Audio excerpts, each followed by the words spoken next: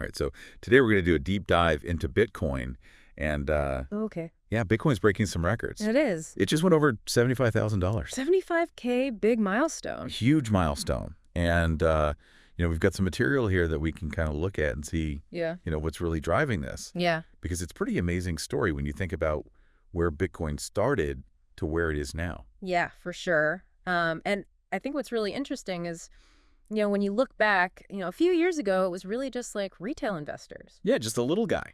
Yeah, exactly. It was kind of a rebel asset almost. Yeah. Like Outside the system. Yeah, exactly. But now we're seeing this huge wave of institutional money coming in. That's right. Yeah, the material here is talking about BlackRock and Fidelity. Yeah, those are some big names. Big names, right? Those are not your, kind of fringe players. No, those are the established. Those are the big guys, and they're offering spot Bitcoin ETFs. Yeah, and that's a game changer because now Explain that. it gives like regular investors a way to get exposure to Bitcoin through these well-regulated channels. Okay, so these are the same people that are buying stocks and bonds and mutual funds. Exactly. And, Now they can buy Bitcoin. yeah, exactly. And that's bringing in a ton of money. Yeah, this material says over $1.5 billion Wow. just in the past week. That's a lot of money. That's a lot of money, right? So this is not just like a little, Oh, this is a serious move. Yeah, this is a serious move. And so it seems like the whole perception of Bitcoin is kind of shifting.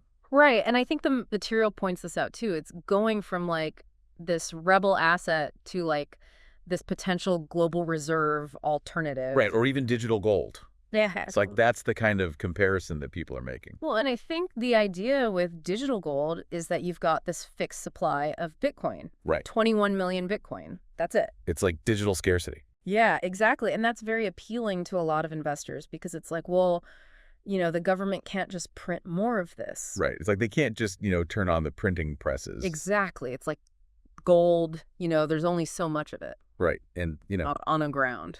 so that makes a lot of sense. And then on top of that, Oh, and we've got the halving coming up too. yeah, explain that. So basically every 4 years, the rate at which new Bitcoins are created gets cut in half. So it's even less Bitcoin. Yeah, less Bitcoin coming into the system. So the supply is like, getting squeezed even more. So you got the same demand or increasing demand, actually. Right. More and more people want it and less is being produced. And the price goes up. The price goes up. Exactly.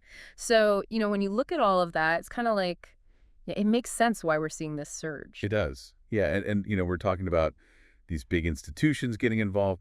But, there's also these underlying principles of Bitcoin. Right. Like this idea of decentralization, financial freedom. Yeah, no central authority. Right. Owning your own money. Right. Yeah. Outside of the traditional system. And are those things still relevant with these big players coming in?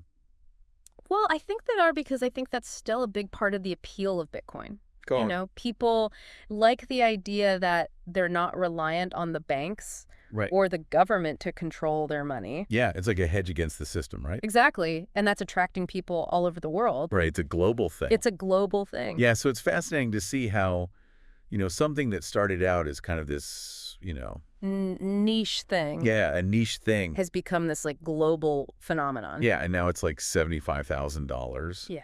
And the material's talking about the possibility of it going to 100,000 or even 250,000. It's crazy, right? But it's like, we're still early. Yeah, it's like a new chapter. It is a new chapter, exactly. So just to kind of wrap things up, like what's the main takeaway here? Like what's really driving this? I think it's a combination of things, right? So you've got this huge institutional investment coming in. Right, BlackRock, Fidelity, all those guys. Exactly. And then you've got this, the scarcity, the halving coming up. That supply crunch. Yeah, exactly. And then you've got these underlying principles. The fundamentals. The fundamentals that are still resonating with people all over the world. Yeah, it's a pretty amazing story, and it's not over yet. It's just getting started. Yeah. So for all you listeners out there, think about this. As Bitcoin becomes more accepted, more mainstream, what's that going to mean for the future? Yeah. What's it going to mean for the global financial system? What does this new all-time high tell us about how digital assets and traditional finance are kind of interacting and changing? It's a big question. It is a big question, and it's something we're thinking about. For sure. Yeah, thanks for diving deep with us today. Anytime. We'll see you next time. See ya.